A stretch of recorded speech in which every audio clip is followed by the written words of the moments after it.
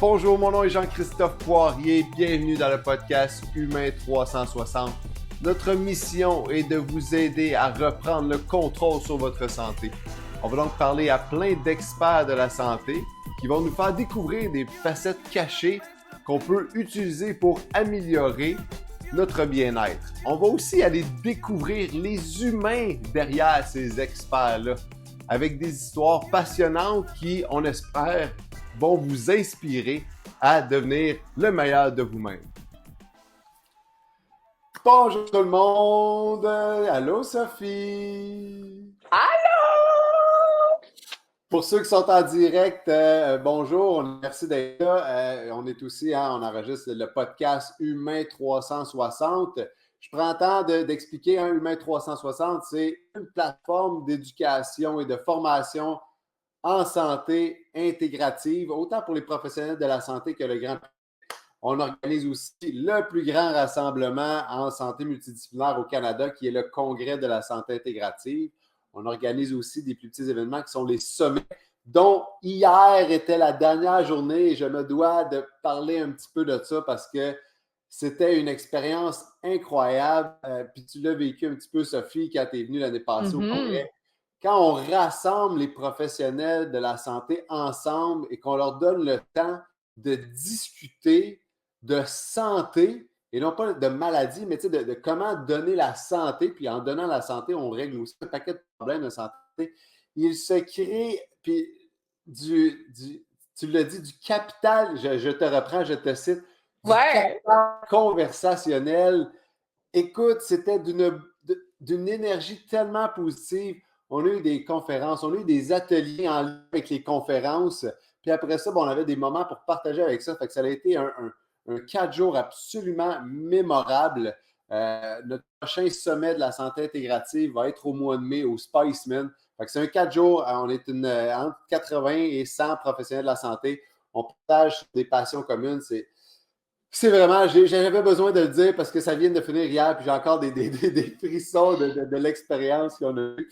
Mais aujourd'hui, on est là pour parler de toi, de Sophie, de ton parcours, de qui tu es, de ce que tu as vécu, d'inspirer les gens, parce que moi, c'est le mot qui me vient en tête quand je pense à Sophie, c'est inspiration, c'est inspirant, c'est de dire comme hey, wow, c'est tout ce que j'ai en tête. Wow, c'est inspirant. Donc, merci d'être là, Sophie Rees, qui est auteure du livre Mon cancer en cadeau, que je recommande à tous et toutes. Je l'ai lu. Moi, en tant que professionnel, lire ça, j'ai appris des choses. Oui, bien ça, c'est un beau cadeau que tu me fais là en disant que tu as appris des choses. C'est beau. Fait que pour les en fait, pour tous, c'est vraiment un livre pour tous, autant les professionnels de la santé que les gens du grand public, les gens qui ont passé au travers d'un cancer, les gens qui ont un cancer, les gens qui accompagnent quelqu'un ou les gens qui veulent juste savoir, parce que tout ce que tu dis dans ce livre-là, c'est des choses que si on applique aussi à notre quotidien, ça aide la prévention également. 100%. 100%. Donc, merci d'avoir mis au monde ce livre-là. C'est un beau bijou que je recommande vraiment à tout le monde. Donc, écoute, Sophie, avant d'aller dans toute cette histoire-là, parce que, bon, oui, tu as eu un cancer, tu as écrit le livre en fonction de ça, mais avant ça, c'est pas ça qui définit Sophie, on va se le dire. Avant ça, Sophie, elle existait. Puis moi, j'aime ça commencer, d'aller voir le passé, comment on grandit les gens, puis c'est pas parce que tu es la première personne que j'interviewe qui n'est pas une professionnelle de la santé, qui n'est pas dans le domaine de la santé, quoi que tu l'es devenu par défaut, si on veut, mais tu as développé beaucoup de connaissances par tes épreuves. Mais avant ça, j'aimerais savoir, tu as grandi où? Dans quel contexte? Étais-tu dans une école primaire privée, publique? Tu vivais-tu dans une grande ville, à la campagne? On veut en savoir plus un petit peu sur ça vient d'où, là, cette Sophie-là? Ben, on peut raconter une histoire, hein? Puis toutes les histoires commencent par une phrase légendaire qui est Il était une fois. Il était une fois une petite fille dans son sous-sol à Brossard, pour répondre à ta question, sur la rive sud de Montréal. Et mes parents m'ont fait à l'époque le plus beau cadeau, que je considère encore le plus beau cadeau, c'est une map monde. Puis une map monde, là, celle qu'on a une application pour ça, vraiment, là, la vieille marmonde qu'on mettait à l'arrière. Puis, accessoirement, pour l'anecdote, on avait à l'époque des téléphones filaires. Donc, moi, si je voulais parler en cachette, il fallait que je parle devant cette marmonde-là. Et là, tu vas me dire, mais c'est quoi ce lien de marmonde-là? Mais en fait, toute ma curiosité part de ce cadeau-là que j'ai reçu parce que j'ai eu envie, en passant mes doigts sur toutes les rivières du monde, les pays, je me suis dit, My God, il y a tellement un monde à découvrir, puis je veux aller là. Donc, très, très, très jeune, j'avais cette espèce d'envie de parcourir. Puis moi, pour répondre à l'autre question, mes deux parents, c'est des immigrants portugais de première génération qui sont arrivés ici, chacun avec une valise, puis accessoirement, ils se sont rencontrés ici. Hein? Donc, Wow! ça fait 46 ans. Ils ont fêté, ça fait 2 semaines, c'est leur 46e anniversaire de mariage. Donc, pour les célibataires dans la salle ou ceux qui sont en couple, il y a de l'espoir. Il y a de l'espoir. Mais cela dit, je niaise souvent, mais ils m'ont offert un autre beau cadeau, c'est celui de la conscience d'un ailleurs. Que ailleurs dans le monde, il y avait des gens qui vivaient, puis parfois d'une autre façon, puis que c'était vraiment bien correct. Puis qu'il y avait aussi, tu sais, quand on est petit, puis j'adore que tu retournes à l'enfance, c'est rare qu'on a la chance d'en parler, mais il y a quelque chose que je trouve super intéressant, c'est lorsque tu es petit, tu penses que ta vie, en fait, que ton milieu est unique. Tu penses, ton terrain de jeu, c'est ta maison. Puis après, tu vas à l'école primaire, puis là, ça devient ton quartier. Après ça, l'école secondaire, c'est un peu plus large. Et là, si tu as la chance d'aller à l'université, tu augmentes ton cercle et tout ça. Mais moi, même si j'étais dans ma petite maison de banlieue à Brossard, ben, j'avais cette conscience justement d'un ailleurs, puis cette envie d'aller là. Puis ça a été pour moi cette motivation parce que mes parents n'avaient pas les moyens de m'offrir cette ouverture sur le monde que j'avais envie, moi, de découvrir parce que, ben, on avait des valeurs familiales fortes, puis on retournait voir mes grands-parents au Portugal dès qu'on en avait la chance. Donc, d'aller découvrir des contrées lointaines n'était pas nécessairement dans nos possibilités. Donc, je savais que si je voulais me rendre là où mes rêves avaient envie de me rendre, il fallait que je travaille très fort. Donc, ce côté responsabilisation et reprendre, en fait, en charge sa destinée, je l'ai eu vraiment tout, tout petite. Et c'est comme ça. Vas-y, je ne veux pas t'interrompre. En fait, je trouve ça tellement. Moi, ce que j'entends, c'est comme tes parents ont fait une action qui était de mettre Oui, une carte monde.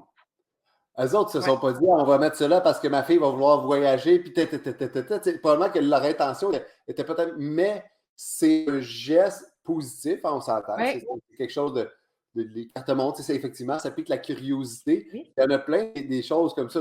On a un petit globe terrestre, mais qui est interactif maintenant. On n'est plus, c'est plus le même monde, on va se dire. Non! Mais moi, ce que ça me dit, c'est l'importance des gestes que les parents font qui Oui, ancrent une idée dans la tête des jeunes. Puis, fait que, quand on est capable de créer un environnement positif en lien avec ça, puis de donner des opportunités, on ne sait jamais où ça peut mener. Puis, ça peut mener à justement, hey, ça semer une graine qui est comme, waouh, moi, je vois ça tout le temps. Puis, parce que je vois tout le temps, j'ai le goût de le découvrir. Pourquoi moi, je suis ici dans la pièce, puis tout ça, c'est là, ben puis oui. je veux y avoir accès. Fait que moi, je trouve ça fascinant, hein, comme action si simple pu avoir une influence qui mène à. Puis là, j'aime ça parce qu'il y a une idée, mais là, toi, tu as fait, OK, moi j'ai une idée, mais là, c'est quoi les actions que je dois Tu mettre vas en place apprendre. pour y arriver? Tu n'es pas resté dans la contemplation de comme, ah, c'est garde, c'est beau, mais c'est pas possible, c'est beau. Non, tu Non, dis comme, c'est ça que je veux. non. C'est quoi maintenant le chemin pour y arriver? 100%. Puis ce chemin-là résidait à travailler, puis travailler fort, puis étudier, puis vraiment d'être en mesure de pouvoir exceller rapidement. Donc, j'ai pris en charge justement cette démarche-là, ce qui fait que j'ai accédé à des emplois. Des fois, je cumulais très jeune, là, à 14 ans, j'étais la grosse mascotte sur le bord d'autoroute. Là, je cumulais 3, 4 emplois. Là. Mes parents devaient me retirer du travail. Il y en a maintenant, là, on envoie les jeunes au travail. Moi, non, ma mère, elle a vraiment littéralement déjà été parler avec un gérant de boutique parce que je travaillais trop, tu sais, c'était vraiment, vraiment ça. Donc, je cumulais, je travaillais à temps plein, ce qui fait que j'ai pu découvrir le monde très jeune. Donc, moi, à 18 ans et un jour, j'étais dans un avion, là, puis je partais en Europe, puis ça a été vraiment, vraiment ma motivation. Et lorsque je suis tombée enceinte de ma fille en 2012, les gens m'ont regardé avec un air horrifié en disant « Oh my God, ta vie est finie. Tu ne pourras plus jamais voyager. » Puis, quelle erreur de ta part, justement, de tomber enceinte. Puis c'est sûr que, bon, les mentalités ont quand même, j'espère qu'ils vont évoluer. Puis je suis en plus dans un poste de haute direction en milieu corporatif, dans vraiment comme une des, ben, la plus jeune de l'histoire de cette grande entreprise-là de télécommunications à accéder à un poste si élevé. Donc, c'est sûr que pour moi, c'était pas dans mon plan de carrière, puis je le mets vraiment avec des guillemets, de tomber enceinte, mais moi, c'était dans mon plan de vie. Donc, je me suis vraiment priorisée là-dedans, c'est sûr. Et ben, moi, partout dans le monde, là, j'ai constaté aussi justement ce que j'ai senti quand j'étais très petite, mais qu'ailleurs, justement, il y avait plusieurs façons de faire et que c'était bien correct. Même dans ma maternité, j'ai constaté, parce que j'ai fait le tour du monde avec mon bébé, on a été en 2 mois en Asie, en Europe, en Amérique du Sud. J'ai constaté, en fait, premièrement, il y a des enfants partout dans le monde, ils vivent, hein? Parce que là, je m'étais fait dire des choses genre, mais voyons, qu'est-ce qu'elle va manger? Comment elle va dormir? Mais juste rassurez-vous, ils vivent, ils dorment et ça fait des millénaires qu'il y a du monde un peu partout. Donc, je me suis dit qu'il y a toujours une solution à quelque part. Et c'est là, pour mes propres besoins, en 2012, que j'ai commencé à faire ce que j'appelle mon premier doctorat en voyage en famille. Et c'était justement mon premier grand constat, ma première bougie d'allumage, c'était si je me fais dire des choses comme tu vas mettre la vie de ton enfant en danger, pourquoi tu vas là, ben voyons donc, qu'est-ce que tu vas lui donner à manger et tout ça, c'est parce que c'était peut-être un manque de connaissances, parce qu'on a peur de ce qu'on ne connaît pas. Ah oui. Mais pour accéder, justement, ben, il faut de l'éducation, il faut des outils.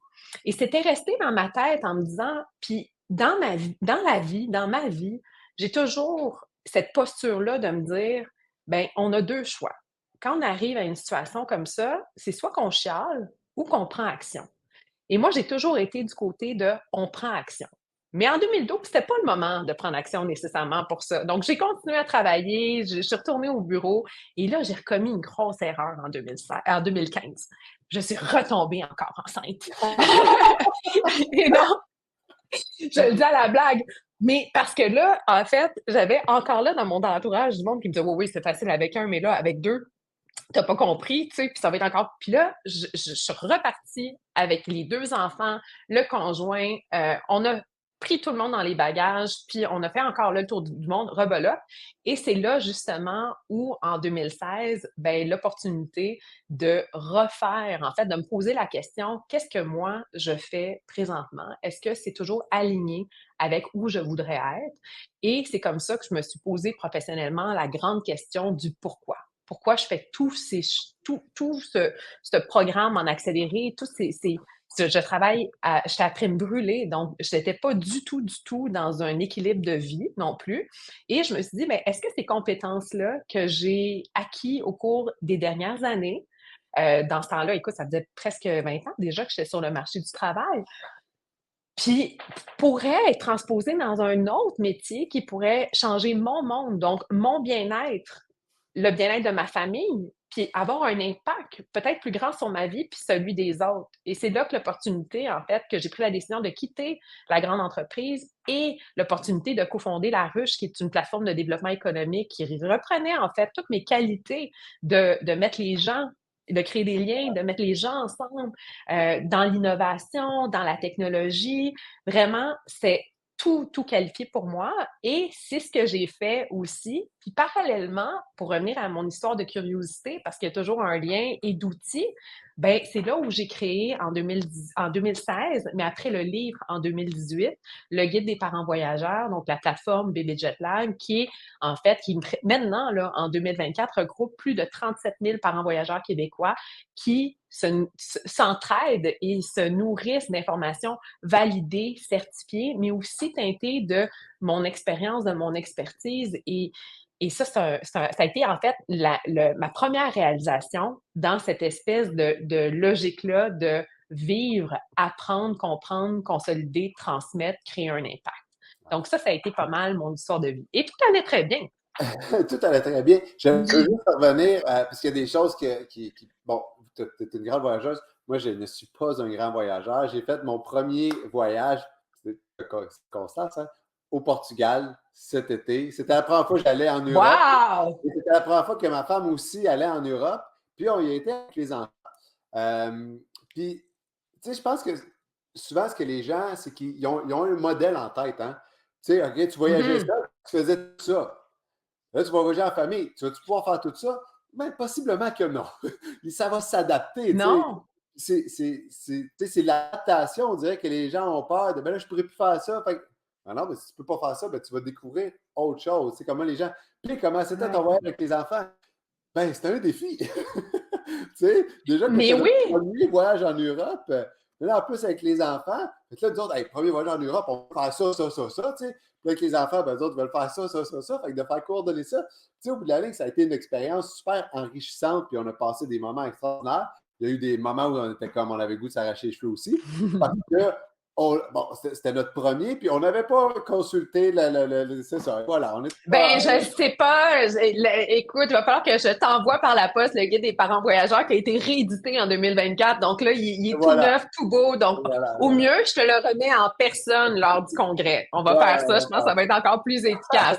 Mais ouais. en fait, ce que tu as pu en tirer, c'est que tu as pu tester ta patience, donc renforcer toute la résilience. Je suis sûre que vous avez vécu des moments avec justement les enfants ensemble, cette fratrie aussi, cette connexion aussi, tu sais, Ouais. tester le moment présent aussi parce qu'on est on est connecté plus sur nous-mêmes aussi en voyage. Il y a tellement de belles capacités humaines en fait qu'on peut développer avec le voyage. Puis au-delà de ça, moi, je suis convaincue que plus les gens vont voyager, tu sais, moi, mon objectif de vie, ça n'a jamais été d'être la spécialiste en poussette, hein, ça, de genre de choses que ça ne m'intéresse pas. Mais je me dis, si les gens sentent qu'ils ont une bonne poussette pour être en mesure de pouvoir et qu'ils sont en confiance pour pouvoir voyager, donc ils sont outillés et bien informés, ben ça leur donne cet élan-là de poursuivre leur rêve de voyage. Puis leur rêve de voyage, c'est cultiver tous ces bénéfices-là, toutes ces valeurs-là qui, ultimement, c'est l'ouverture sur le monde, c'est le dialogue, c'est la curiosité. Puis je suis convaincue que tout ce que j'ai appris en voyage fait de moi une meilleure citoyenne, humaine, collègue. Puis ultimement, c'est beaucoup ces valeurs-là qui m'ont amené à pouvoir aller dans une autre partie de ma vie que j'aurais jamais pensé en 2016 vivre là, non plus. Là. Ouais. Puis, je veux te revenir encore un petit peu dans le temps. Ouais, C'est super inspirant. Moi, j'ai une question parce que, ouais. bon, comme tu l'as dit, rapidement, tu t'es mis à travailler, tu étais une personne très engagée. Comment tu as vécu ton parcours scolaire? Est-ce que le monde Ouais. t'a trouvé comme ah, Sophie est vraiment intense, comment tu l'as vécu? Est-ce que tu faisais partie des équipes sportives? Est-ce que tu faisais partie de ça? Je suis curieux de savoir parce que pour certains, c'est comme ben oui, mais là, OK, c'est facile pour elle. Je suis certain qu'il y a eu quelques Ouais. échecs quand même dans ce parcours-là. Tu sais.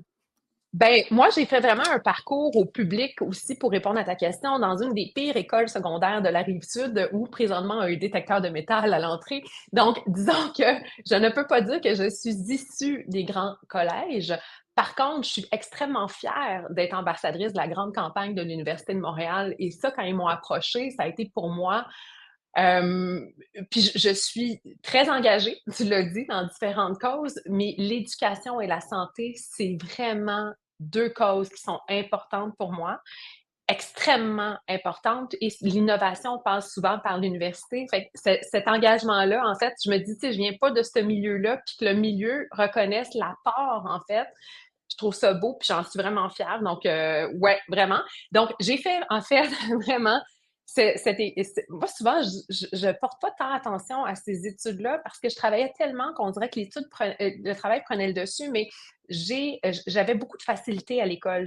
J'avais vraiment c'est ça. J'ai vraiment, je peux pas dire une douance, mais c'est sûr que j'apprends vraiment, vraiment, vraiment vite. Puis c'est ça, ça fait partie de mes super pouvoirs. Ouais, Donc, ce qui fait que j'ai pu justement faire un cégep vraiment en communication, qui était pas une technique, qui était un cégep vraiment, mais c'est vraiment très peu d'amis, un programme très spécialisé en communication.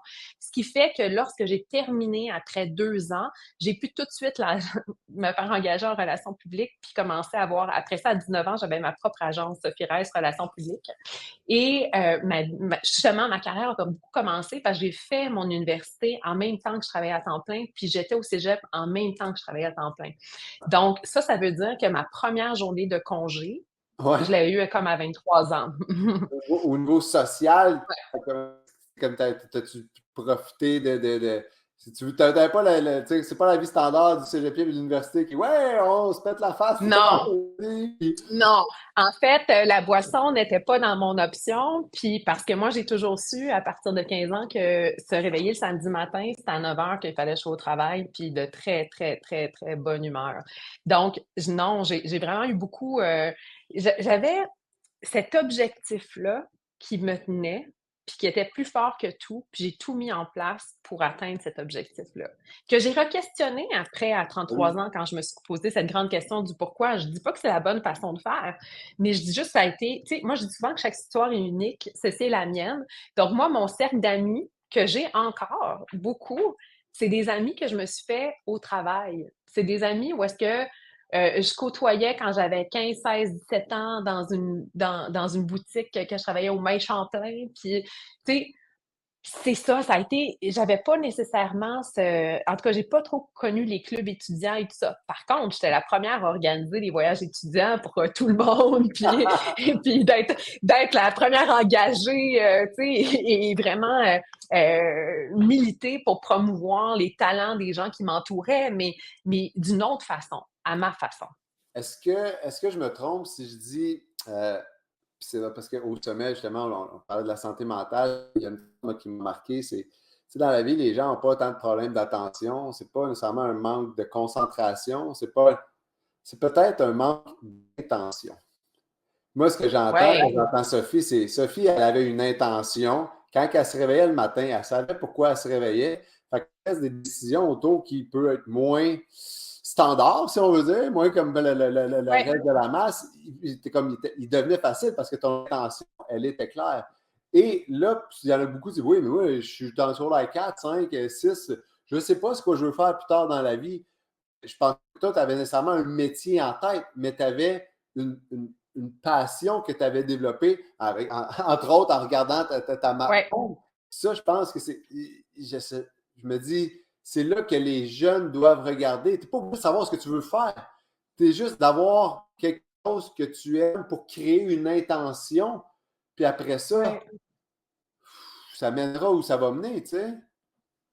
100%. Ça vient avec des dangers parce que dans mon livre, j'ai un chapitre sur l'importance du dodo, de dormir, entre autres. Tu sais, et je suis la pire imposteur dans ce chapitre-là. Tu sais, je l'écrivais, puis à chaque ligne que j'écrivais, puis en faisant la recherche pour ce livre-là, À je me 3 heures dis, du matin. oh my, à 3 heures du matin! Mais non, je niaise, mais pas loin. Sérieusement, là, pas loin. Oui, oui. Tu sais, j'ai vraiment brûlé la chandelle par les deux bouts. Puis on apprend dans la vie. Puis maintenant, je fais vraiment attention à des choses que je faisais pas du tout attention. Et tu sais, l'alimentation, le bouger, je bouge beaucoup plus qu'avant. Je travaillais, mais je ne bougeais pas tant que ça. Tu sais, fait que c'est vraiment c'est des grandes prises de conscience qui sont venues avec le temps aussi. Puis je pense qu'on doit aussi, lorsqu'on est dans cette espèce de, tu sais, pour moi, c'était un train, hein? Donc, de 14 à 33 ans, ça a été vraiment un train qui va vite. Puis des fois, ça vaut la peine que le train s'arrête, puis qu'on se remette en question, puis qu'on se pose la question du pourquoi. C'est vraiment ça. Tu l'apportes, je vais te poser cette question-là tout de suite. J'avais voulu la poser tout de suite, je la poser tout de suite. Qu'est-ce que tu dirais aujourd'hui à la Sophie de 14 ans, puis de 14 à 33 ans? Qu'est-ce que tu lui dirais? Calme-toi. Calme-toi. Non, dors. Calme-toi. C'est une question que j'ai jamais répondu, en fait. Mais je l'ai souvent entendue, mais je l'ai jamais répondu. Puis, je ne sais pas quoi dire à cette personne-là parce que, à cette petite fille-là, si j'ai à lui parler, parce que je regrette absolument rien de ce que j'ai fait. Je sais que tous les pas que j'ai faits, tous les efforts que j'ai faits m'ont servi et ont servi à plus grand que moi sur plein de choses. D'un autre côté, je me suis beaucoup, moi, sacrifiée dans ce chemin-là. Puis c'est ça que je remets en question, en fait. C'est vraiment, est-ce que j'ai pris soin de ma santé durant ces années-là comme j'aurais dû prendre soin de ma santé? Je sais pas. Fait que j'aurais envie de dire à la petite fille, ben, prends soin de toi. Puis calme-toi un petit peu. Prends soin de toi. Puis les choses peuvent arriver, peut-être moins vite, mais ils peuvent arriver. C'est juste que je voulais que tout arrive vite. C'est ça aussi. Mm. Oui, je trouve ça intéressant. Puis là, fait que j'aime ça, je comprends d'où vient Sophie, puis tout ça. Puis là, ben, il est arrivé, bon, je vais dire l'incident, la chose Ouais. qui a frappé. Fait que peux-tu nous amener dans ce qui t'est arrivé, puis Ouais. comment tu l'as vécu aussi? Peut-être eu une annonce, comment ça s'est passé? Ben oui, tu sais, tantôt je disais en disant, hey, tout va bien, mais c'est vrai que tout allait bien. Vraiment. Moi, j'étais rendue à un moment de ma vie où je pouvais savourer, récolter. Mes enfants commençaient à être un peu plus grands. Mon fils rentrait en maternelle. Ma fille est en deuxième année. Tu sais, en tant que parent, il y a cette phase-là aussi de la vraiment petite enfance. Là, je commençais juste à souffler. J'avais fait des choix pour stabiliser ma vie. Puis là, ben, en 2020 est arrivée une pandémie qui nous a quand même tout chamboulé et tout. Et ben moi, j'aime beaucoup les gens. Hein? Je sais pas si tu as remarqué, mais ben en fait, ouais, t'as comme remarqué au congrès l'année passée. Je pense que je pense que j'avais plus de salive là, tellement que j'ai parlé pendant deux, honnêtement. Puis tu sais, Jean-Christophe, tu peux le témoigner, j'ai même fermé le congrès. C'est rendu Oh, que je parlais avec les techniciens à la fin, là. Tu sais, ouais, c'est ça. d'entendre Sophie dire comme, ben là, tu sais, on est à Saint-Hyacinthe, il faut que tu retournes pas tard. Fait que, écoute, je sais pas comment ça va finir. Ça a été elle la dernière à partir. Tout le temps. Donc, mais fait que moi, j'aime les gens, puis je m'ennuyais des gens. Donc, j'ai été faire vraiment un bilan de santé parce que les seuls humains qu'on pouvait voir durant cette période-là, c'était nos thérapeutes puis nos médecins. Fait que j'ai passé à travers notre to-do list qui traînait depuis longtemps et dans le cadre d'un examen de prévention. Dans le fond, de prévention. Et ça, je mets vraiment le mot sur le mot prévention parce que j'avais pas de bosse palpable ou j'avais pas de symptômes apparents. C'est vraiment le fruit d'une clinicienne, d'une gynécologue qui m'a posé une grande question lors d'un examen normal en disant puis à part ça comment ça va et je me suis frotté la clavicule de même en lui disant ben je sais pas comment je peux bien t'expliquer ça mais je t'apprête faire des appels conférences cachés dans un garde-robe donc je peux dire que c'est un peu intense tu sais parce que je veux pas faut pas oublier les enfants à cette époque-là ils étaient à la maison donc les écoles étaient fermées et tout ça Uh-huh. et elle a comme flashé sur mes seins, puis elle m'a demandé, en fait, elle dit, ben, je vais t'examiner les seins, puis elle n'a rien trouvé, mais elle dit, t'aimes ça te promener, je vais te donner une prescription, puis comme ça, tu auras un barème. Elle avait étudié ailleurs où il y avait d'autres pratiques, justement, de prévention, peut-être un petit peu plus avancées.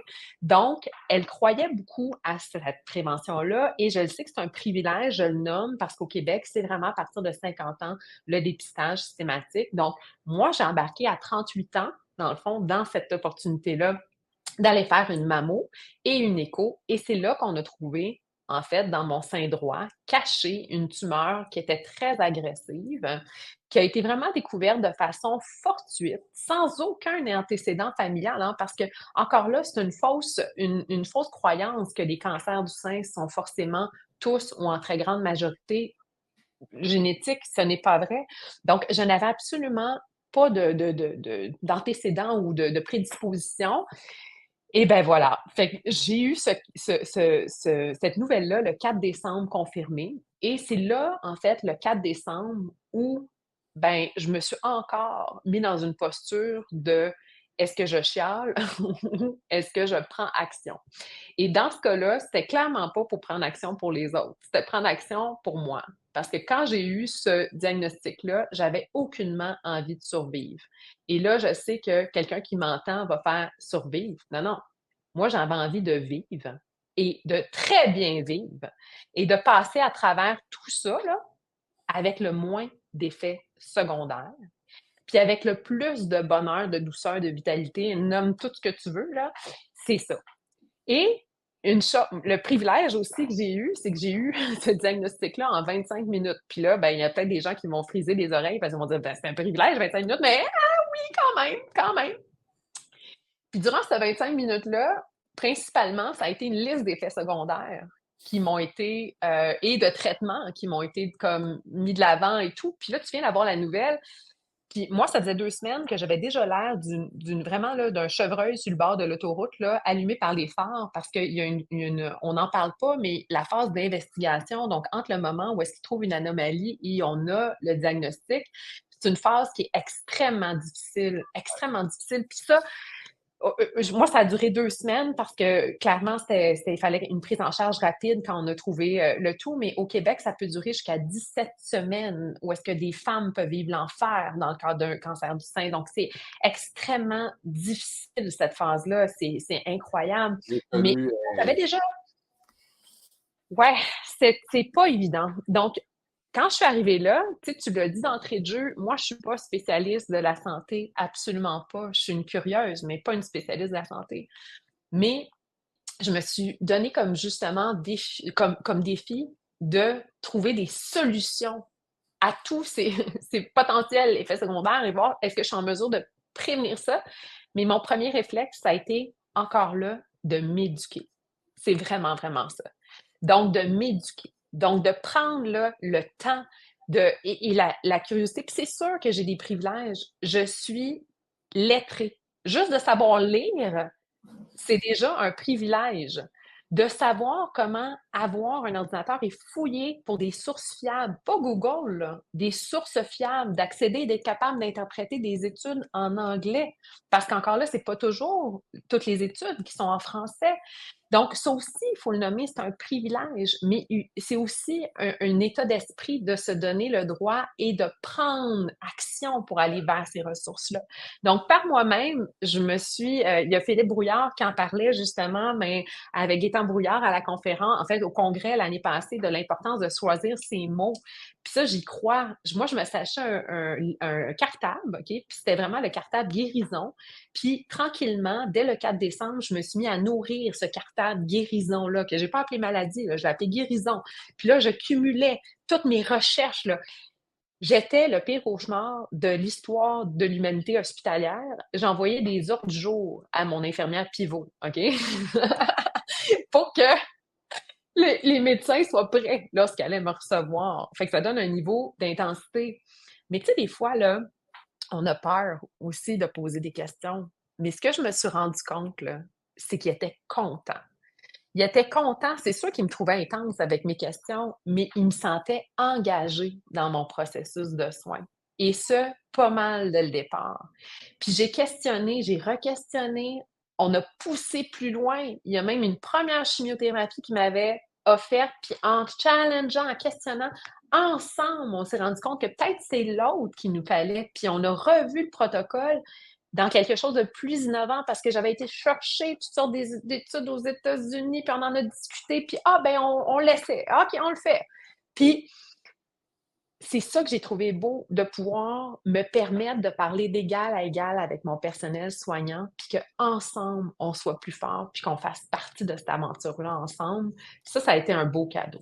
Ouais, puis je peux mettre l'emphase là-dessus. C'est tellement important ce que tu viens de dire là, parce qu'on a le Ouais. réflexe au Québec. Même moi, quand j'étais kinésiologue, qui était professionnel de la santé, quand je vais voir un autre professionnel de la santé, j'ai le temps de faire comme moi. OK, merci, bye.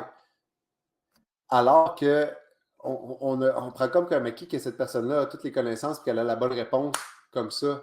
Mais c'est pas comme ça que ça fonctionne. C'est pas comme ça. Tu sais, moi, quelqu'un vient voir, c'est quoi qui est le mieux? Ben, sur le coup, je vais penser avec mon système automatique. Tu sais, j'ai pas le temps d'aller re-questionner mes évidences. Fait que, puis ça vaut la peine de le faire parce que souvent, quand je me fais challenger, oui, mais t'es sûr que.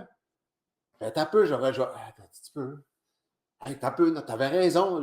On pourrait peut-être faire ça de mieux. Fait que ça vaut tellement la Ouais. peine. Puis pas parce que la personne était mal intentionnée, puis pas parce que tu crois pas à la personne, juste parce que l'humain est fait comme ça. L'humain a besoin de se faire challenger pour sortir le meilleur de lui-même aussi, tu sais. C'est comme Ben ça. oui. De le faire, tu sais, quand je suis aîné, je peux comprendre, mais les mots que tu utilises en arrière, c'est comme je ne veux pas le déranger. Non, c'est pas que c'est une question de ne pas le déranger. C'est comme hey, je veux avoir ce qui est mieux pour moi. Puis, hey, sûrement que ça va l'aider. Partez avec cette phrase-là en tête, Ouais. puis ça va être beaucoup plus facile de verbaliser que de dire comme hey, je vais peut-être l'aider à m'aider. Tu sais. C'est ça en réalité. Là, votre rôle, c'est de l'aider à vous aider. Puis pour ça, ça vaut la peine de poser des questions. Puis merci de l'avoir fait et de le mettre de l'avant. Puis j'incite tous les gens à poser ces questions-là, au-delà de douter, mais à re-questionner quand, OK, ben, un professionnel qui me parle ça, OK, pourquoi? Comment ça? Pas d'option? Puis si la réponse c'est non, Oui. catégorique, quand il y a des non catégoriques, c'est là qu'il faut se poser des questions. Oui, parce que souvent, en fait, ils ne peuvent pas recommander s'ils ne connaissent pas nécessairement. Fait qu'au lieu, souvent, je fais un appel à l'humilité médicale, c'est-à-dire dire je ne connais pas ça versus ce n'est pas bon. Je trouve qu'il y a une nuance entre les deux qui est super importante. Donc, vraiment, pour les professionnels de la santé qui nous écoutent, ayez le courage de dire je ne connais pas ça. Ça ne vous engage pas dans quelque chose. Vous ne le recommandez pas quand vous dites que vous ne connaissez pas ça, mais juste de dire je ne connais pas ça. Puis, ben, vous pouvez aussi les référer à des sources fiables de gens qui sont experts dans cette expertise-là, qui est complémentaire à la vôtre. Mais il ne faut pas qu'on essaie d'être expert dans tout. C'est vraiment ça. Mais cette humilité-là, ouais, c'est vraiment ça. Mais poser des questions, c'est tellement important pour moi que j'en ai fait un chapitre dans le livre pour différentes étapes, en fait, que ce soit lors du diagnostic, après, pendant, radio, chimo, tout ça. Et ça n'a pas été fait juste, oui, c'est basé sur mon expérience, mais je l'ai fait avec des ressources aussi, avec le centre d'expérience, partenariat patient et tout ça, vraiment pour dresser toutes les questions qui sont aussi pour les hommes que pour les femmes, hein, vraiment. Et ce qui est tellement beau, je trouve, j'ai eu une fois une rétroaction de Evelyne Marchand, c'est une radio en cours, puis elle m'a dit les questions, en fait, je suis capable de reconnaître dans ma clientèle qui a lu le livre ou pas. Ça, c'est à la sortie, justement, du livre, il y a un an. Parce que leur niveau d'anxiété a descendu, mais surtout parce que leurs questions sont plus précises. Et je me dis, si les gens arrivent avec une certaine base d'information déjà, avec des questions plus précises, on maximise aussi le temps du clinicien devant nous. Donc, on s'aide aussi. Donc, on aide le système aussi. Donc, c'est juste du gagnant-gagnant. Fait que ça, j'ai trouvé ça vraiment super beau. Puis voilà. Oui, puis tu sais, parce qu'on sait que dans tout, bon, peu importe la maladie, le cancer, Ouais, là, le fait d'être stressé va augmenter notre cortisol puis va nuire à tout, ouais. à tout. Puis une des principales sources de stress, c'est l'inconnu. Tu sais, Ah c'est oui, le fait de ne pas oui. être en contrôle.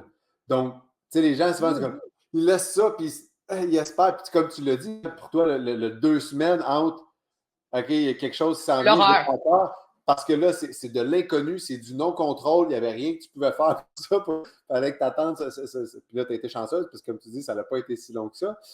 Mais après ça, Non. ben, justement, tu as été chercher des questions pour te redonner une partie de contrôle sur tes Ouais. actions. Parce que ça, ben, automatiquement, ce que ça fait aussi, c'est que ça diminue ton stress. Puis dès que tu diminues ton stress, tu collabores toi-même à ta rémission, à ton bien-être.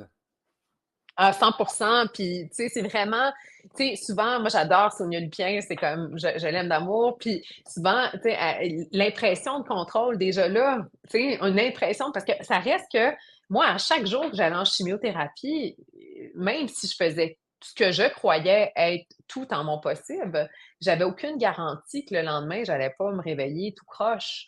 Tu sais, c'est un parcours à la base en oncologie qu'on n'a pas le contrôle. Puis même aujourd'hui, on se parle, là, puis je suis guérie jusqu'à preuve du contraire, mais je peux passer des examens dans 2 semaines, puis on va me révéler le contraire. J'ai toujours cette épée Damoclès sur la tête. C'est vraiment ça qui est pas évident. Donc, c'est une aventure où est-ce qu'on a l'impression de pas avoir le contrôle, mais en réalité, on a du pouvoir sur notre cerveau. On peut jouer sur notre cerveau. Puis ça, c'est vraiment, cette gestion de stress, c'est rendu maintenant dans ma phase de ma vie. Mon nouveau dada, c'est ma nouvelle spécialité. Où est-ce que je me dis, tu sais, on a rarement le contrôle sur les situations auxquelles on fait face, mais on a souvent le choix des lunettes qu'on met dans notre visage pour être en mesure de pouvoir les voir, puis aussi des pensées, parce que les pensées ne sont souvent que des pensées. Oui, absolument. Puis les mots qu'on utilise deviennent nos pensées, deviennent Mhm. qui on est, puis on a tendance à mettre des mots négatif, puis alors que par nos mots, on peut reprogrammer. Je sors du sommet sur la santé mentale, puis j'ai eu la chance d'avoir des conversations incroyables avec François, qui est psychiatre, puis lui, il est très justement dans la reprogrammation, puis comment, à quel point on a un contrôle sur nos cellules, sur notre ADN par rapport à notre stress, puis notre stress qui réagit à nos pensées. Nos pensées qui sont le résultat, entre autres, de nos actions, de ce qu'on se dit, puis de que nous, on apporte notre intention, hein, vers où on apporte notre intention, si on apporte notre intention avec... Fait que c'est tout ça qui est super inspirant. Maintenant, si on revient un petit peu à ton parcours, j'aimerais ça que tu nous demandes un petit peu, là, OK, et moi, là j'ai posé des questions, parfait, j'ai été m'assurer d'avoir les meilleurs outils. Quels ont été les outils que tu as utilisés? Ben, en fait, je peux parler peut-être de ma démarche que je trouve quand même le fun, tu sais. En fait, ma démarche aussi, vraiment, tu sais, une bougie d'allumage que j'ai eue, là, tu sais, parce que, veux pas, les médecins, c'est nos spécialistes incontestés de la maladie, mais nous, on peut être aussi spécialistes de notre santé. Puis, quand on parle de lunettes, une personne que j'admirais beaucoup, c'est un livre qui est arrivé sur ma route, puis j'en parle souvent, c'est Kelly A. Turner qui avait écrit un livre à l'époque qui s'appelait Rémission radicale. Puis, en fait, elle a décidé d'étudier 1000 cas de gens qui allaient bien malgré toute attente, en fait, qui ont défié des pronostics et tout ça. Et ce que je trouvais intéressant, en fait, pour arriver à ta question, là, c'est que elle avait identifié ce que des gens faisaient toutes pas mal en commun. C'est, tu sais, ces 1000 personnes-là, puis 1000, là, c'est quand même un bon bassin, là, on s'entend, là, il y a des études beaucoup plus petites. Et bien, c'est sûr qu'il y avait des grands buckets, en fait, des grands chantiers. Donc, là, je les nommerai pas toutes, mais exemple, le sport, tout ce qui est alimentation, tout ce qui est spiritualité dans son sens large, hein, pas nécessairement se vouer à un culte, mais plus dans la notion de rituel, d'avoir une notion de...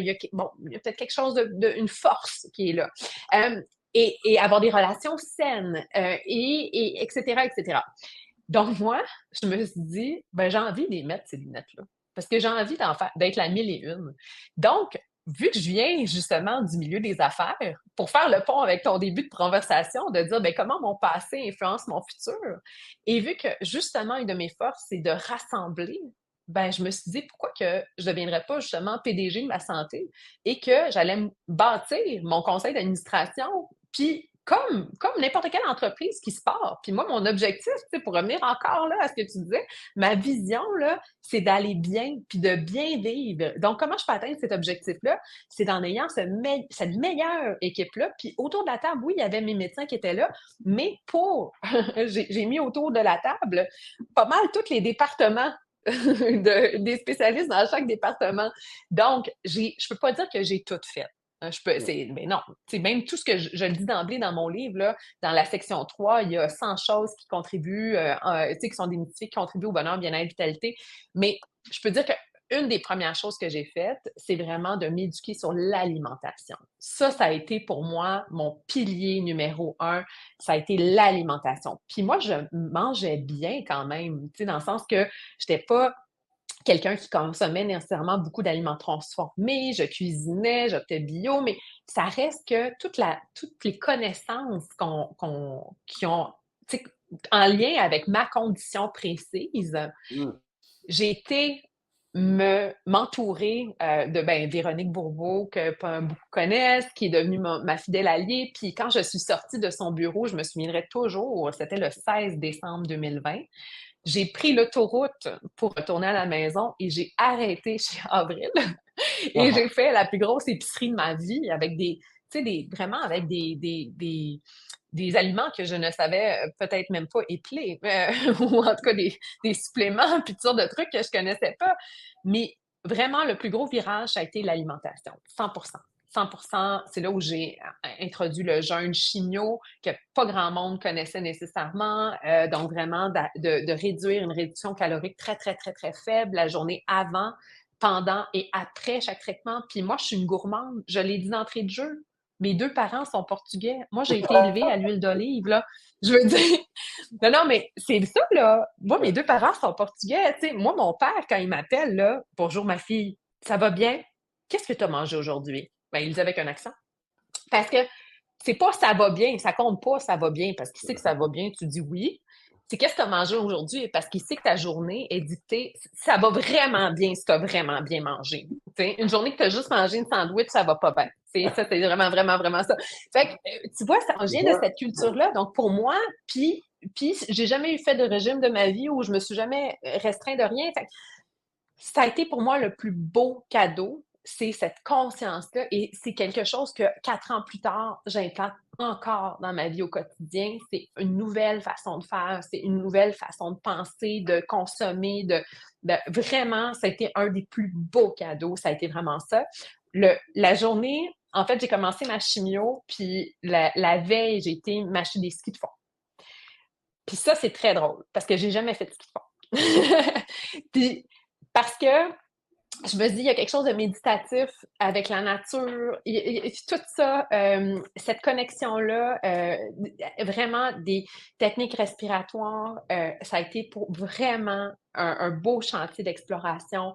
Tout ce qui est technique énergétique aussi, puis ça encore là, moi, c'est fascinant parce que j'ai lu beaucoup aussi voir à quel point c'est implanté. Puis là, je me réjouissais parce que, il y a 2 semaines, j'ai vu qu'au Jewish, même du Reiki est offert en oncologie. Fait que tranquillement, ça commence à arriver, tu sais, ici aussi. Mais, tu sais, Jean-Christophe, je reviens encore à la petite fille à brossard de dire qu'est-ce qui se fait ailleurs. Ben, dans cette démarche-là, j'ai été voir ce qui se passait en Allemagne, j'ai été voir ce qui se passait en Belgique, j'ai été voir ce qui se passait aux États-Unis, au MD Anderson Center, au Sloan. Je me suis pas rendue là, j'ai lu, j'ai cherché, j'ai questionné, j'ai écrit. C'est ça pour aller chercher plein de solutions. Puis, tu sais, j'ai gardé mes cheveux aussi. Tu sais, j'en parle souvent aussi parce que je m'étais fait dire aussi qu'il n'y avait pas de solution à la perte de cheveux. Puis, j'ai réussi à trouver de la technique des casques réfrigérants qui maintenant est beaucoup plus connue au Québec, mais en 2020, pas du tout. Il fallait faire venir ces casques à l'époque, même avant juillet 2020 des États-Unis. Donc, c'est toutes des petites choses comme ça que j'ai fouillées. Mais en tout cas, je me suis même acheté un trampoline pour sauter dans mon salon. Là. D'ailleurs, elle est à vendre sur Marketplace. Je me suis tannée de l'avoir dans le corridor. Avis aux intéressés. Puis, moi, ce que j'aime beaucoup, c'est, je prends l'exemple le livre qu'elle a établi les 1000, ouais. Pas miracles, mais 1000 cas qui se sont rétablis, puis tout ce que tu as nommé, c'est les mêmes catégories que les blue zones, que les zones bleues où il y a des gens centenaires. Mais oui. Fait que, tu sais, c'est de dire la force de comme. Oui. Ah, ça me fait penser à une phrase que Julie Goulet, qui est docteur en nutrition, a dit lors du forum. On est dans une ère où bien manger, c'est mal. c'est comme. C'est vrai, quand tu y penses, comme. Bien manger, c'est mal. Sinon, c'est mal, c'est difficile. Tu sais, parce que l'offre est de qualité extrêmement pauvre. Fait que, tu sais, ça met en perspective ça. Fait que je trouve ça le fun parce qu'encore une fois, c'est de revenir vraiment aux bases de qu'est-ce qui fait que l'humain est en santé. Tu sais, souvent, on pense à des petites affaires super pointues dans une chose, mais finalement, tu es revenu à la base de ce que ça fait à l'humain pour être en santé. Puis tu as intégré ce qui, pour toi, était possible de faire le mieux, comme tu as dit, la nutrition, l'activité, la nature. La nature, les gens ne comprennent pas à quel point la nature nous aide au niveau de notre bien-être. L'humain est fait pour être dehors. Ben non, mais c'est fou, tu sais. J'ai jamais respiré autant de phytoncide de toute ma vie que durant ces périodes-là parce que j'avais besoin de retrouver cette espèce de force, c'est indescriptible, mais peut-être que j'étais plus sensible aussi durant cette période-là, mais je sentais cette espèce des bienfaits, j'y sentais les bienfaits, puis respirer en nature, puis après ça, c'est tout je prends aussi la mixité de tout ça, puis moi, en fait, pour faire une histoire courte, j'ai quand même passé à travers 25 jours en salle de chimiothérapie, 33 jours de radiothérapie, 2 opérations. Donc, j'ai vraiment fait un parcours de soins très, très conventionnel. Oui. Mais j'ai passé à travers ce parcours de soins avec vraiment peu ou pas d'effets secondaires. Puis à chaque semaine, on allait avec son passeport en oncologie, puis j'avais des prises de sang à chaque semaine. Mes marqueurs étaient extraordinaires. Puis à chaque fois, en fait, je sortais de là, puis j'étais presque, tu sais, pas fâchée, mais un peu agacée, parce qu'elle arrêtait pas de dire que j'étais chanceuse. Mais j'étais pas, tu sais, pour moi, j'étais comme, La Non, chance, demandez-moi plutôt qu'est-ce que je fais, tu c'est sais. ça. La chance, c'est quand l'opportunité rencontre la préparation. Fait que toi, tu te préparais en Titi, tu sais. Ben oui, tu sais, c'est vraiment ça. Puis d'un autre côté, encore là, ça aurait pu mal tourner, tu sais. Puis ce que je trouve aussi intéressant, c'est que, tu sais, j'ai intégré toutes sortes de choses. Pour ça que je pense être la plus grande porte-parole de tout ce qui est santé intégrative au Québec.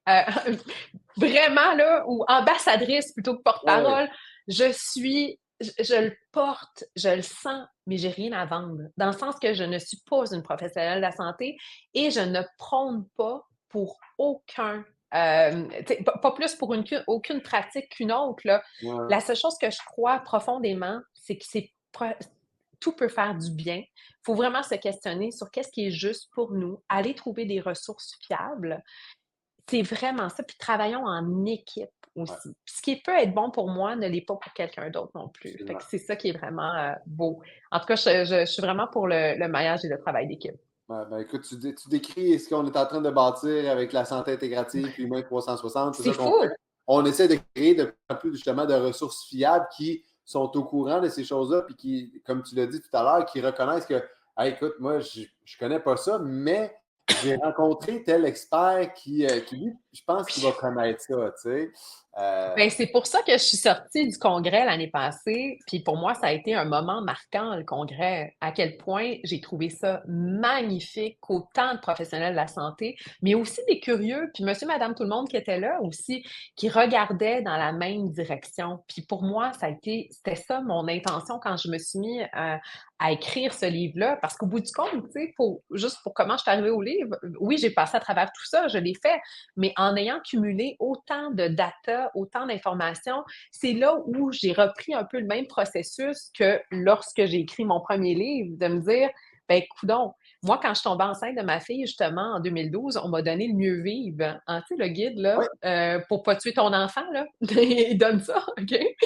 Mais, tu sais, j'avais 9 mois pour me préparer, puis on s'entend que ma vie était pas en danger. Et là, je suis repartie bredouille après 25 minutes avec 2 dépliants, dont celui comment annoncer un cancer à mes enfants, tu sais. Donc, on s'entend que fait qu'on a 2 choix. Soit qu'on chiale ou on prend action. Puis j'ai pris 9 mois de ma vie, donc c'est mon troisième bébé, à écrire à temps plein, à faire de la recherche, puis à rassembler plus de 107 médecins, thérapeutes, spécialistes au sein de la même couverture.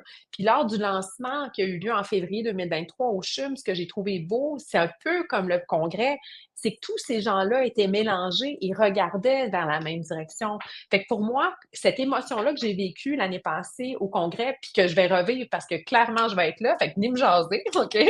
C'est sûr que, accrochez-moi, je ne sors pas de là du vendredi jusqu'au dimanche, jusqu'à temps qu'on fasse du démontage. C'est sûr, je vais être là. Ben, c'était mon rêve. C'était mon rêve que mon oncologue parle avec un zoothérapeute, puis que le zoothérapeute parle avec un acupuncteur, puis que l'acupuncteur parle avec une chirurgienne. C'est ça mon rêve. Puis c'est ça que ce beau lancement-là a créé, entre autres, puis qui a fait beaucoup jaser. Ouh! Merci, Sophie! Non, non, mais c'est pas une Je info pub, regarde, je mais vois c'est pas parce que c'est les larmes vrai. aux yeux, j'ai les frissons. Ceux qui nous écoutent, je pense que dans la voix, vous allez le percevoir. C'est beau, mais merci. C'est vrai que tu es l'ambassadrice par excellence.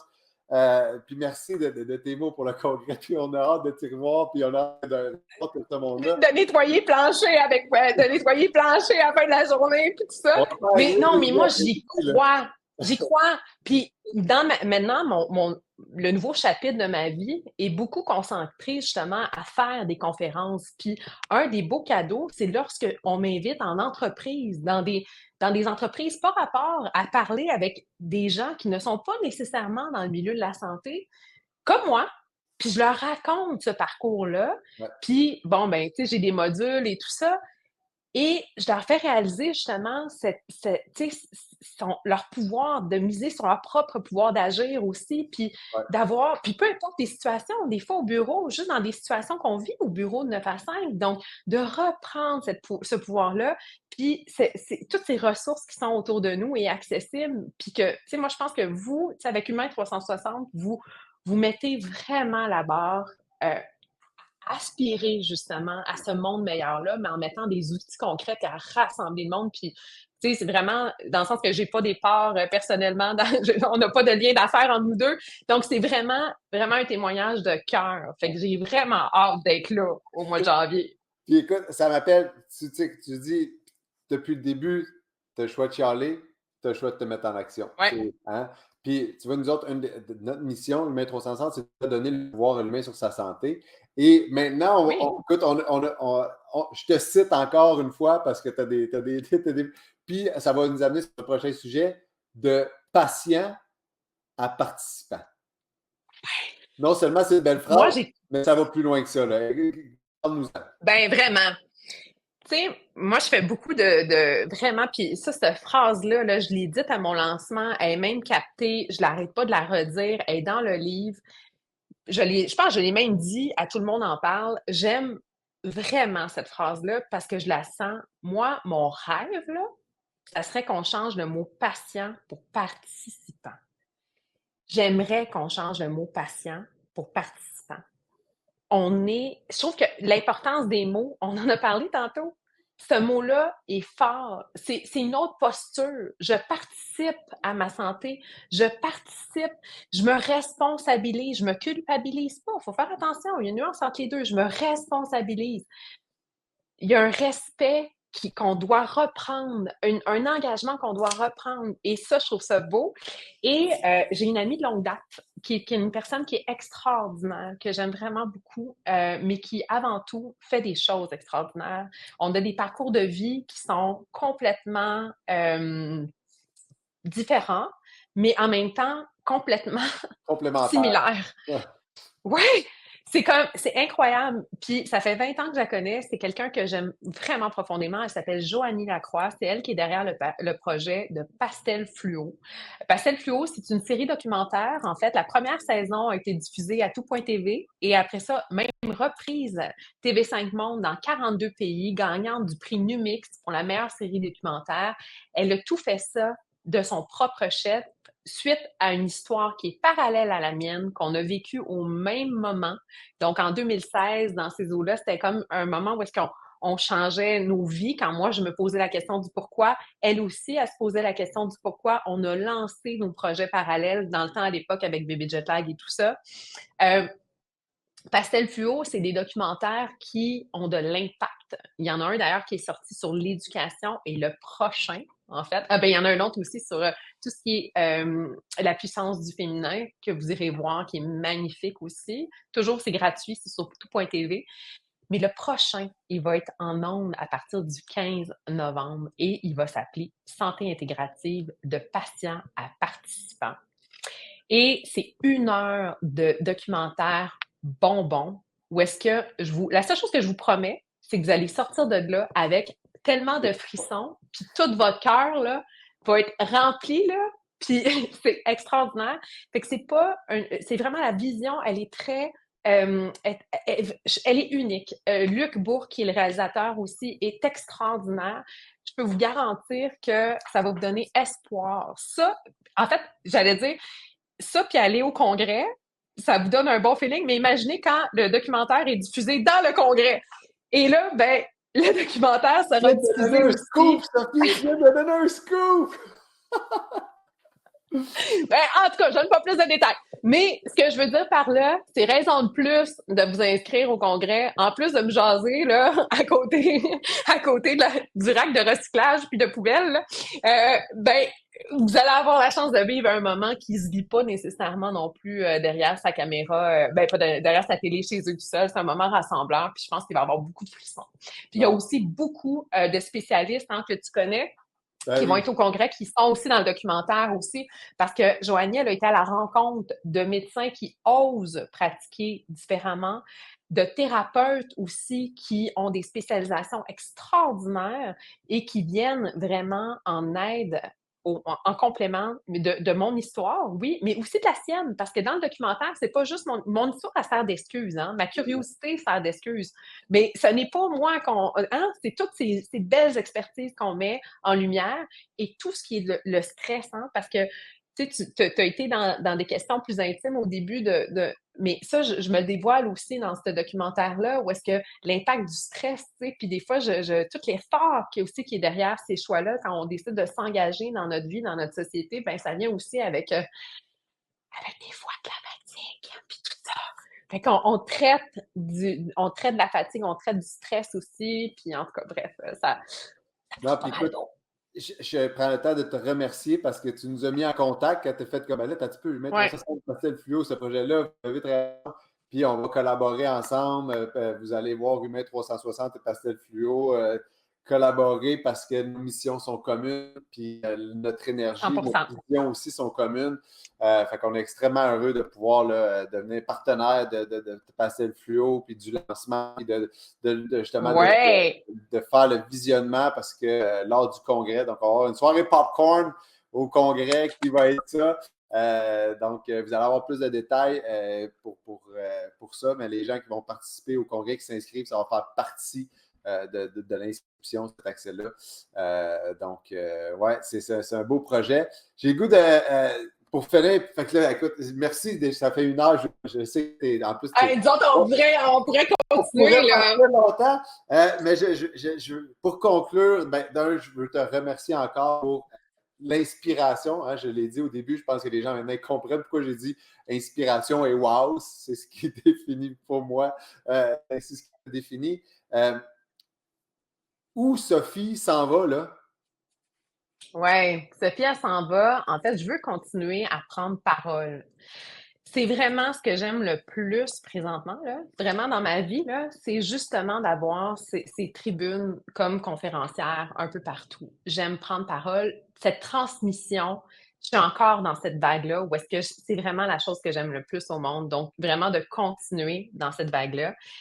J'ai hâte que le documentaire voyage. Je pense que ça va prendre aussi un nouveau souffle. Ouais.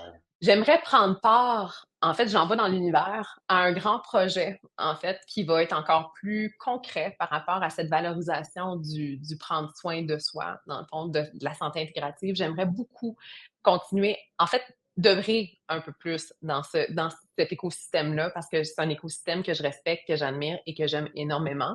Mais en attendant, je suis toujours consultante en communication dans différents clients. Comme ici, je salue mes amis de la tête chercheuse, où je suis au bureau.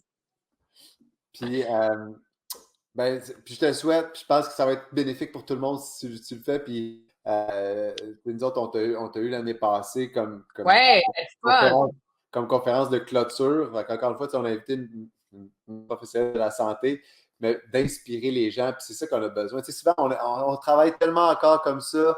Puis, tu sais, dans nos événements, là, on fait « Ah oui, mais moi, ça ne touche pas, ce thème-là. » T'as un peu, là, ouvre tes yeux, puis tu vas te rendre compte que c'est la santé. Puis même si je parle d'une blessure à l'épaule, le facteur inflammatoire a une importance, le stress a une importance au système inflammatoire, la nutrition, tes pensées, tes traumatismes, ton activité physique, tout ça. Fait que c'est là que nous, on va avec nos événements et avec notre vision, c'est de revenir aux bases. Ça ne veut pas dire qu'il ne faut pas être super spécialisé, là, que le chirurgien qui chirurgie ce méchant temps, là, continue à aller chercher ta surspécialisation. Go, go, go! Oui! Mais ça nous prend plus de bases pour mieux travailler ensemble en continuant à être des experts. Ça ne nous empêche pas d'être ça. Au contraire, on ne veut pas enlever ça.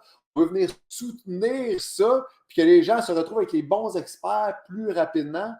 Puis, tu écoute, tu es parfaite pour ce rôle-là. On te remercie encore. Je ne sais pas de quelle façon on a été sur la route l'un de l'autre, mais mon Dieu, c'est parfait. C'était dû. C'est dans un tournoi de golf de la santé, de vitalité. Alors, on salue les amis du magazine Vitalité. On s'est croisés dans un quart de golf et ça a été un coup de cœur définitivement. Donc, vraiment, oui, vraiment. Alors, moi, je suis partante. Invitez-moi, je vais être là. Mais je suis pourrie au golf, hein? Un peu moins les tournois de golf. J'ai ça. C'est drôle, par exemple, avec Sophie. Vous allez avoir mais ceux qui sont dans ma petite chair, ils ont beaucoup de plaisir. Ouais, ça, c'est vraiment le fun. Tu es une grande voyageuse. Oui. J'aimerais ça que tu me donnes ton top 3 avec des raisons. Ah! Avec des destinations? Oui, une destination avec une raison pourquoi cette destination-là. OK. Bon, ben là, je vais commencer le Portugal. Et ça, c'est Une pas parce que seconde. je veux prêcher ma paroisse, OK? Mais je vais vous dire le pourquoi. Parce qu'il y a vraiment, puis là, je vais y aller avec la famille parce que je trouve que c'est le paradis des familles. Il y a un respect de l'accessibilité. C'est justement un des pays où est-ce que, ne serait-ce que les plages sont le plus accessibles en fauteuil roulant. Juste quand on voyage avec des enfants en bas de 2 ans, on nous laisse passer toutes les files d'attente. Il y a un respect de la famille, donc des valeurs familiales. Et je sais que faut savoir aussi d'où tu viens pour savoir où tu vas. Et je sais clairement que je viens de là. Quand je retourne là, je me sens vraiment chez moi, dans ces valeurs-là de famille, avec les grandes tablées. Vous irez voir sur mon Instagram de bébé jetlag, donc bébé, la petite barre en bas, jetlag. Fouillez là-dessus, vous allez tout voir ma famille. Donc, tout le monde est avec le grand F. Une autre destination que j'aime vraiment beaucoup, puis là, vous allez voir, en fait, aussi dans mes albums, parce que j'ai été vraiment souvent depuis post-diagnostic, j'aime beaucoup le Costa Rica, vraiment, mais pas le Costa Rica, vraiment le Costa Rica un petit peu plus dans le côté sud. J'ai mes repères, mon équipe aussi là-bas. Il y a quelque chose il y a une énergie là-bas et surtout la nature qu'on peut retrouver. Moi, je vais beaucoup là, dans le bout, là, tu sais, entre Orochal, puis donc vraiment Ossa, puis Portalone. Mettons, entre cette géographie-là, c'est la nature. Puis tu sais, tu en as parlé tantôt de l'importance de la nature. Ce que je vais chercher au Costa Rica, c'est la vibration des arbres. Des feuilles grosses comme ça, j'ai le goût de me coller dedans, là. Je fais des câlins aux arbres au Costa Rica, là. C'est vraiment... Je sais que... Faut... Pour te donner une idée à quel point c'est important, là, au sommet, on avait une activité de Shinrin-yoku. Le Shinrin-yoku, c'est la thérapie par Oui, la ben forêt. oui, j'ai un chapitre. Bon, ben, Oui. on avait celle qui donne la formation au Canada, qui était là pour donner. Puis écoute, elle a tellement trippé qu'elle dit il faut que je revienne, mais elle est en train de faire des projets de recherche justement à l'Université de Sherbrooke. Ça va être reconnu par les psychologues et les psychiatres pour vraiment comme en prescrire. Puis j'ai malheureusement, en tant qu'organisateur, j'ai pas eu le temps d'aller la faire parce que c'était une activité de 2 heures. Mais tout le monde en revenait, là. Puis il revenait avec sa petite feuille dans un état d'esprit tellement zen, tellement positif. J'allais m'asseoir à table, puis les filles m'ont dit comme on s'excuse, on est encore en train de donner un câlin à notre âme. Mais c'est la puissance des éléments. Tu sais, on parle de l'arbre, oui, tu sais, puis tu sais, t'as vraiment, mais aussi c'est l'eau, les chutes. Il y a comme quelque chose il y a une énergie là que en fait, je dois beaucoup je sens de ma santé à ces moments-là que je me suis permis là-bas. Puis j'ai mon amie Isabelle que je remercie énormément. Elle habitait là, fait que j'allais chez Isabelle en plus, fait que c'était pas comme si j'allais à l'hôtel ou quelque chose comme ça. Donc Isa, je t'aime et je te remercie. Donc voilà. Et le troisième choix, en fait, j'en ai vraiment beaucoup, mais j'irais vraiment plus d'un côté asiatique, en fait. Puis là, asiatique, ben c'est sûr que pour moi, ben Bali, j'aime beaucoup, beaucoup Bali, en fait. Puis pas Bali, il y a vraiment des endroits à Bali que j'aime, pas nécessairement le côté plus commercial du bas, mais plus dans le nord aussi, où j'ai eu des moments aussi avec des gens qui sont extraordinaires, mais je sais pas, il y a le Japon aussi en même temps pour cette espèce de rigueur. Puis, tu sais, moi, c'est ça. Puis, bon, la nourriture, moi, j'aime vraiment tout ça. En tout cas, bref, si jamais vous cherchez des recommandations voyage, là, allez sur ma page, je vais tout trouver, plein Et d'affaires, voilà. puis plein d'inspiration. Et Ou mon premier livre. Et voilà. Dernière question pour toi. Si tu avais 3 règles à instaurer, puis là, je vais aller te challenger, dans le système éducatif, quelles seraient-elles? Mon Dieu, c'est tellement une bonne question. Aïe, aïe. Écoutez, dans le système éducatif, mon Dieu, écoutez. Écouter les besoins. Céline Lamy, je la salue, je pense juste à l'enfance, pour son essai qu'elle a écrit pour une permaculture de l'enfance, je l'ai dévoré en quelques minutes. Son livre, je l'ai dévoré. J'adore aller suivre Céline sur Instagram. Elle est écoutée et questionnée. questionner sur vraiment, est-ce qu'on est après regarder le symptôme ou est-ce qu'on se donne la peine d'aller à la source, tu sais? My God, sérieux, écoutez-la, je l'aime. D'ailleurs, elle est dans le premier documentaire de Pastel Fluo, c'est comme ça que je l'ai découverte, puis c'est ça. Donc, au niveau de l'éducation, écoutez le documentaire de Joanie, je veux dire, il y a plein de pépites là-dedans, mais l'écouter, tu sais, souvent je dis que l'innovation d'aujourd'hui va être le commun de demain, c'est juste de se laisser la place aussi à changer des choses. Je pense qu'il y a un courage, tu sais, courage aussi de prendre des risques puis de tomber dans une zone d'inconfort. Mais tu sais, le statu quo en éducation est plus possible. Tu sais, le statu quo est plus possible. Je veux dire, ça marche plus, tu sais. Puis donc, ça, puis la troisième chose, my God, ben, en fait, d'intégrer la santé intégrative dans le système d'éducation. Est-ce que ça peut être une recommandation, ça? Puis ça, hey, ça, là, dans le livre, j'en parle. Il y a une étude, en fait, de l'Association médicale canadienne qui est sortie, puis il y a 4126 médecins qui ont été questionnés, en fait. Puis ça, c'était en 2021, je pense, au mois de novembre. Il faudrait que je regarde la source. En tout cas, ceux qui ont mon livre pourraient aller regarder dans la source. Puis là-dessus, il y a 48 de mémoire de ces médecins-là qui n'étaient pas super bien non plus, tu sais. Fait que je pense juste au système d'éducation aussi en médecine.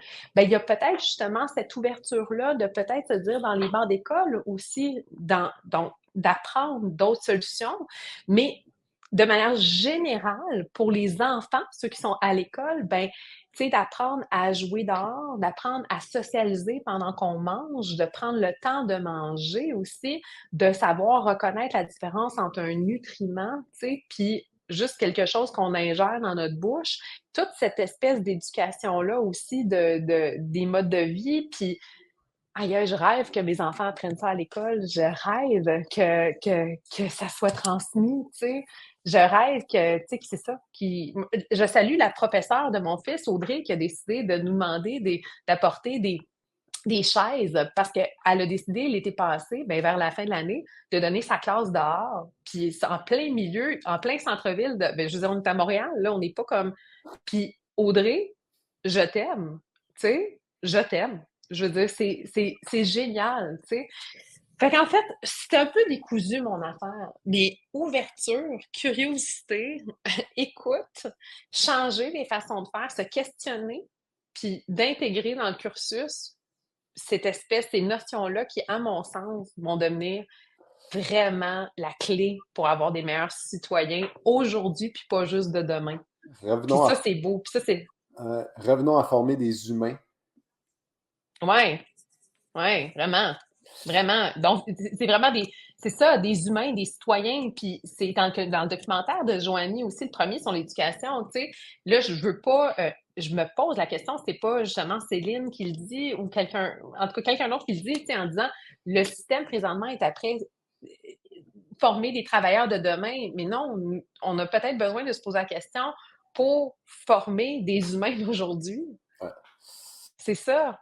Ouais, absolument. Écoute, merci encore une fois, Sophie. C'est tellement inspirant. Je sais qu'on va continuer à travailler ensemble, à collaborer parce que Oui.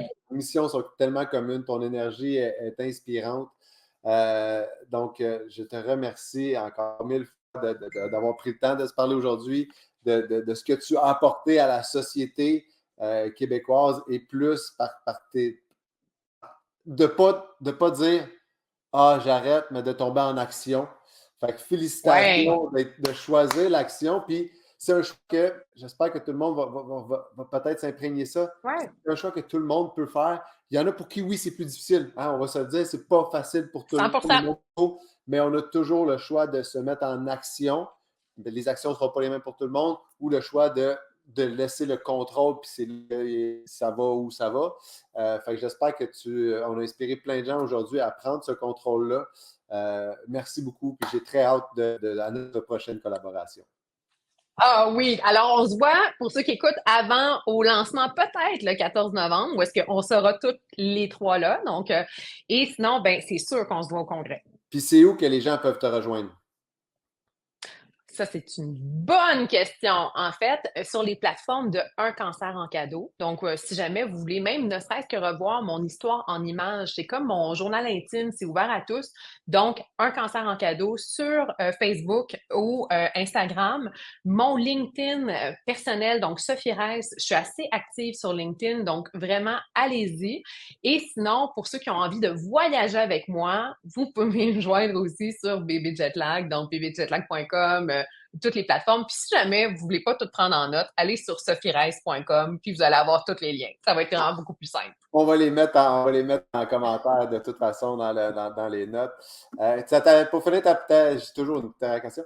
Ta prochaine destination voyage? Hey, ça, c'est un débat. Ça, c'est un gros débat chez nous. Alors, salutations à Eric. Faut pas qu'il écoute ça, n'importe quoi. C'est un gros débat. En fait, on va, 1er de décembre, moi, je suis bien dernière minute. Fait que probablement que ça va être un petit bout de soleil. Mais il y a quelque chose qui m'intéresse dans le Guatemala. Fait que, suivez-moi. Peut-être que ça sera le Guatemala. Donc, pour savoir la prochaine destination de Sophie Reiss, suivez-la. Surprise! Surprise! Merci, salut tout le monde! Bye, merci.